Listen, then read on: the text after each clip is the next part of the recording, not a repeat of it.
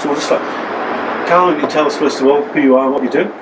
Well, my name's Callum Clark, and with my wife Jill and I, we run the Connage Cheese. And I'm obviously in the production area making cheese most days, although now with the scale of operation now I need to be out in the office as well. But this is a thing that's been learnt over the last 10 years or so, so it's always a developing procedure.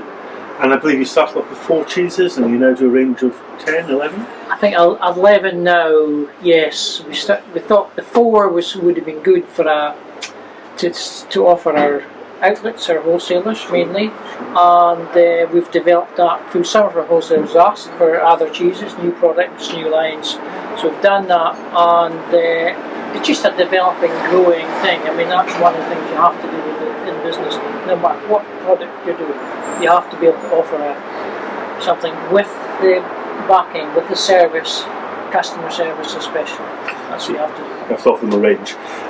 So originally your family were dairy farmers, is that right? Yeah, we're still dairy farmers. My younger brother Cameron and his wife Eileen look after the cows. We all started in the initial stages because it was all fairly new, and we all went on cheese making courses, and so it's now sort of split slightly. So Cameron and his wife Eileen look after the farm, look after the cows. So, and Jill and I have fully developed the cheese side of the business, and we're just continuing to grow. Of course.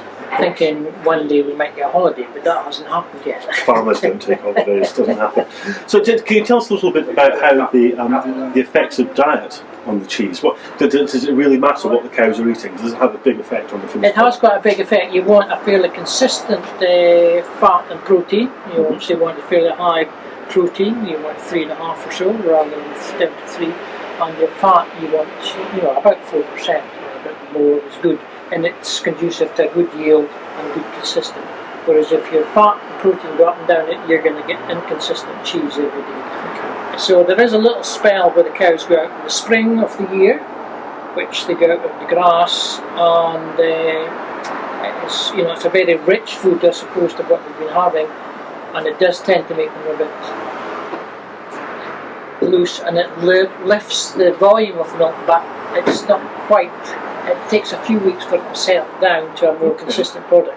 But having said that, we do actually offer a little bit of silage in that period, just to slow up the rumen a bit, just to make everything helps that time of year. That's the most crucial thing.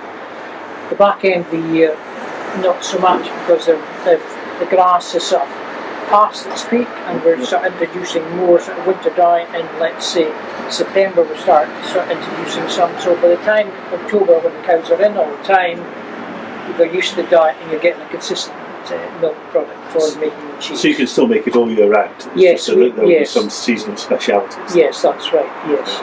I was interested in the idea that whilst there may be, 10 or 15 or maybe just 6 artisan cheesemakers in Scotland who make, say, cheddar, each cheddar will be different because it's different herd. Absolutely, yes. Different ground, different feed.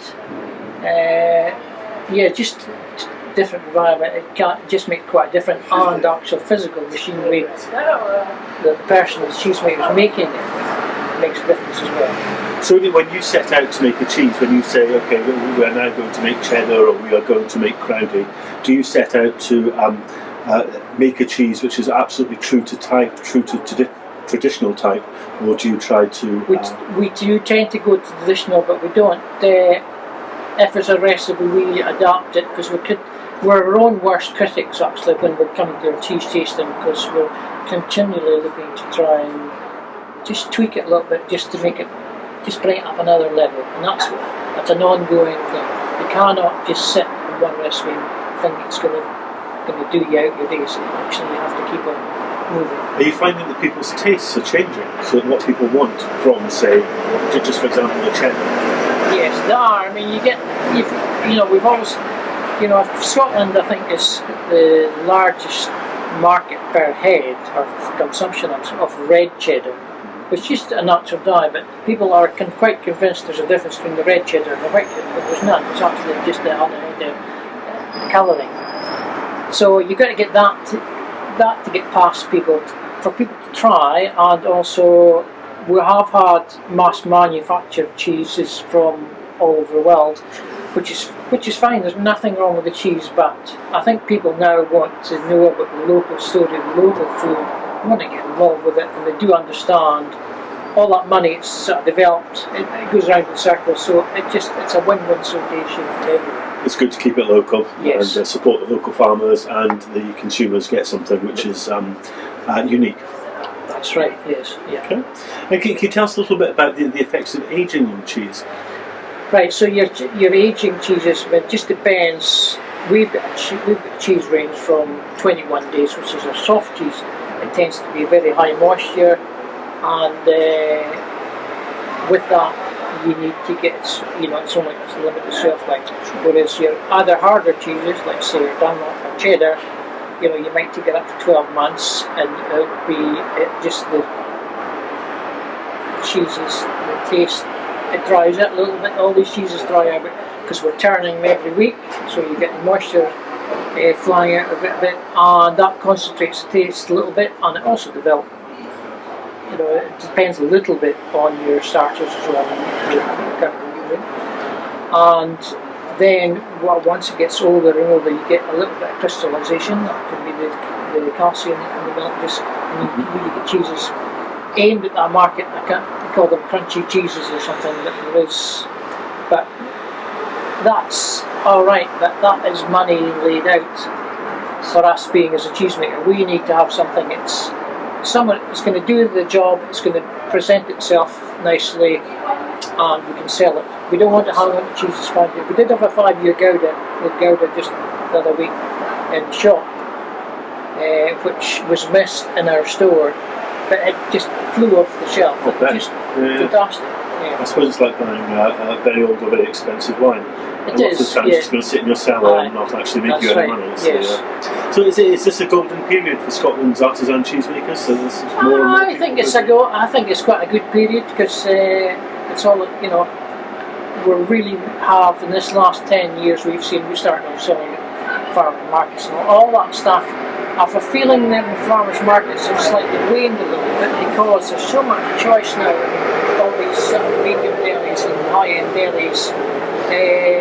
They're presenting the products correctly when the customer wants it, and that's definitely got to be a plus. But you've got to remember the French, they've got a cheese consumption of somewhere about 25 kilos a head per year, whereas we're only about 10 kilos per head per year. So we've got quite a big gulf. But at the moment, with the Scottish cheese that's been produced, all that it's doing is filling that little gap there, but it's also keeping out some of the European cheeses.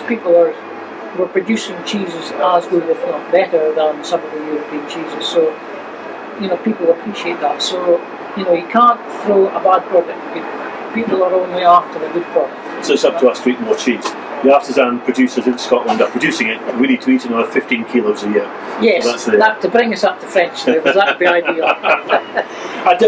What's driving this? I mean, is it consumer demand, or is it falling milk prices and farmers are looking to diversify? Yeah, farmers are looking, obviously we start to diversify, and there is a milk price issue there. I mean, it was there with us, and it's here right now. So consumers are pushing it, farmers are pushing it as much as can. It's not for everyone to do, it's not for every farmer to do, because every farmer can't, much as though they might think they would do it, they have to be able to get out there and sell it. Yeah. And it's the same way, as I've said, to any product. You can produce as much as you like, but you've got to be able to sell it. And you've got to have a consistent service, backed up, customer support. Yeah. Right.